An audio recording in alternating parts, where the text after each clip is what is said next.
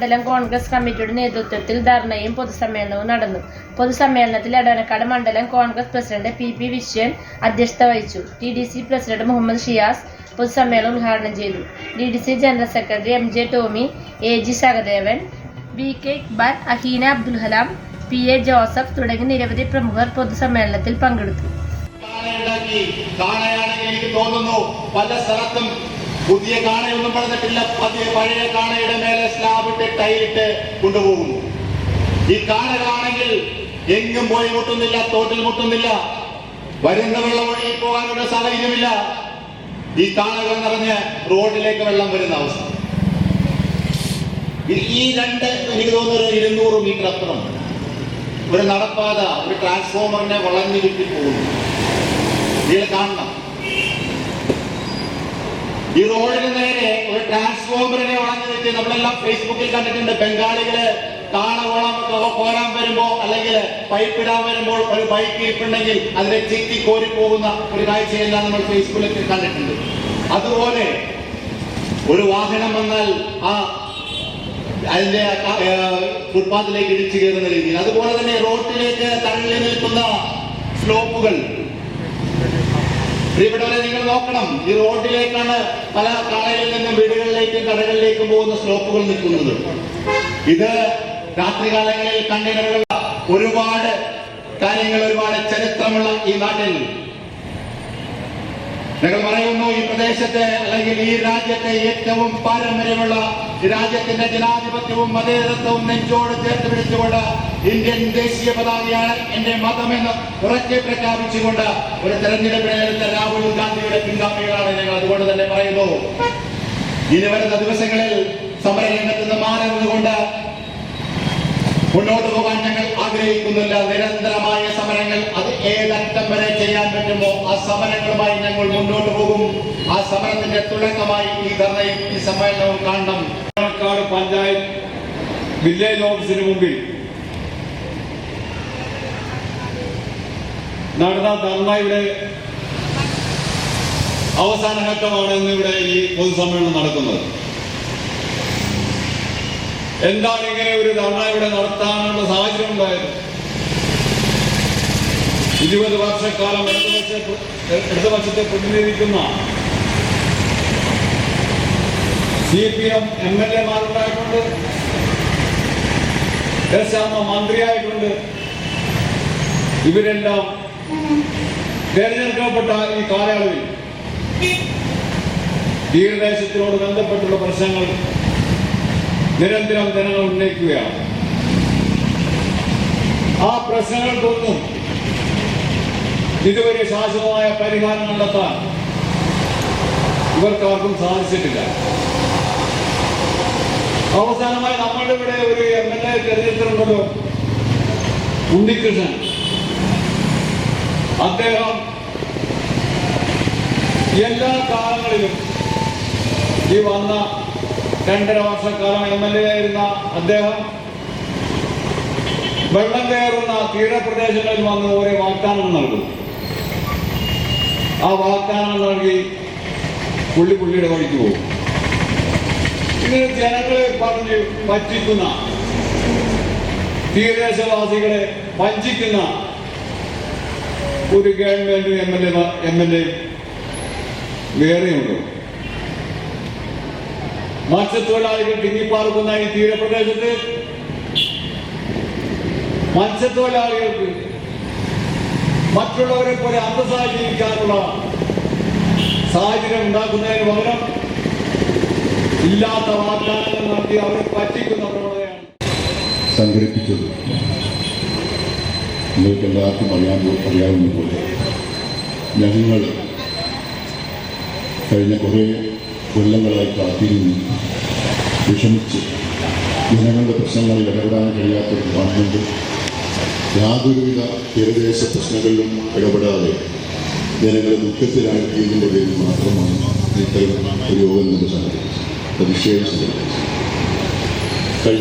കഴിഞ്ഞ 1.5 മാസത്തിന് മുമ്പ് നടന്ന തെരഞ്ഞെടുപ്പിൽ ഈ മണ്ഡലത്തിലടക്കം വലിയ ഭൂരിപക്ഷത്തോടെ ഞങ്ങൾ വിജയിച്ചു. നമ്മൾ ഈ ജയിച്ചു. അതിൻ്റെ അഹങ്കാരം ഒന്നുമല്ല ഇന്ന് ഈ പ്രതിഷേധം നടത്താം. സത്യത്തിൽ നമ്മളോടൊപ്പം ജീവിക്കുന്ന നമ്മുടെ സഹജീവികളുടെ വിഷമതകൾ അറിഞ്ഞുകൊണ്ട് തന്നെയാണ് ഈ സമരം സംഘടിപ്പിക്കുന്നത്. പഞ്ചായത്ത് ഉൾപ്പെടെയുള്ള പഞ്ചായത്ത് അംഗങ്ങൾ, ബഹുമാന്യരായ നേതാക്കളെ, സ്നേഹം നിറഞ്ഞ സഹപ്രവർത്തകരെ, സുഹൃത്തുക്കളെ, ഈ സമരത്തിന് ആധാരമായ വിഷയം ഈ നാട്ടിലെ ജനങ്ങളുടെ ദീർഘകാലമായിട്ടുള്ള ആവശ്യമാണ്. സുനാമിക്ക് ശേഷം നായരമ്പലം, എടവനക്കാട്, കുളത്തിൽ വരെയുള്ള ഭാഗങ്ങളിൽ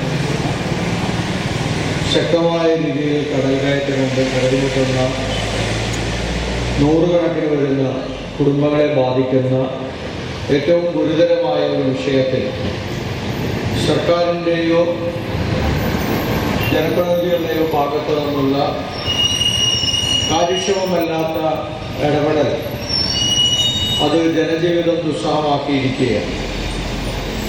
ജോസഫ് മണ്ഡലം പ്രസിഡന്റായിരുന്ന സമയത്ത് ഞാൻ നിരവധി സമരങ്ങൾ ഈ പ്രദേശങ്ങളിൽ മുഴുവൻ വന്നിട്ടുണ്ട്. എത്രയോ നാളുകളായി ജനങ്ങളുടെ പ്രശ്നങ്ങൾ ഇതുപോലെ അധികാരികളുടെ മുമ്പിലേക്ക് കൊണ്ടുവരുന്നു.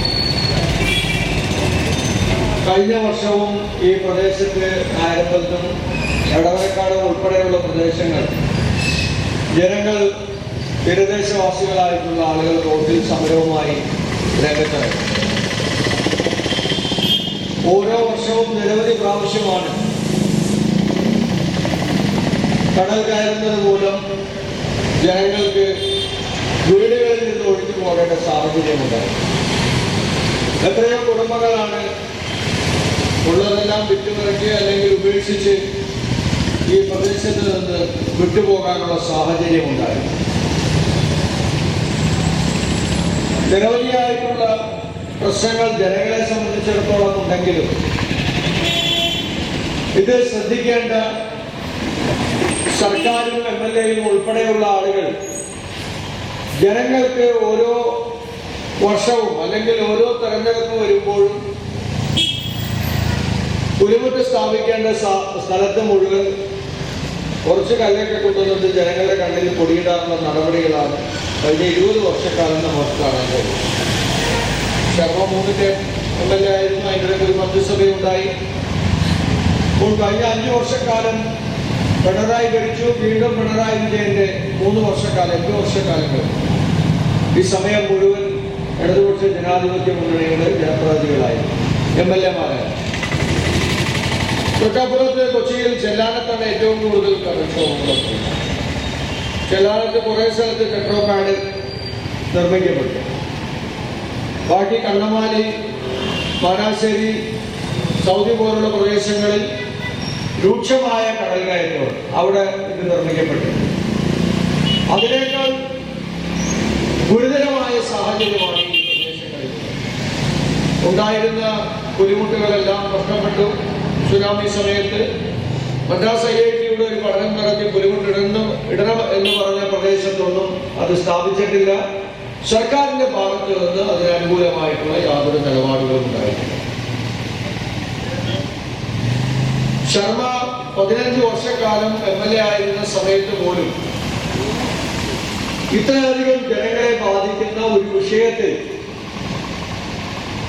അദ്ദേഹത്തിന് താല്പര്യപൂർവ്വമുള്ള ഒരു സമീപനം സ്വീകരിക്കാൻ കഴിയാതിരുന്നത് ഇപ്പോൾ ഇടതുപക്ഷ ജനാധിപത്യ മുന്നണിയുടെ MLA ആയിട്ടുള്ള K. ഉണ്ണികൃഷ്ണൻ MLA ആയിരിക്കുമ്പോൾ ഇടതുപക്ഷ ജനാധിപത്യ മുന്നണിയുടെ ഭരണം ഉള്ള സമയത്ത്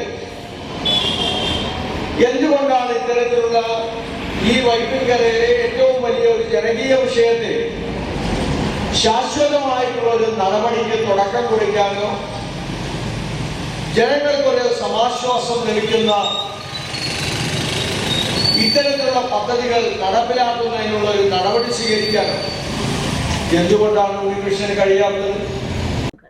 ഈ ചാനൽ ഷെയർ ചെയ്യുക, സബ്സ്ക്രൈബ് ചെയ്യാൻ മറക്കരുത്.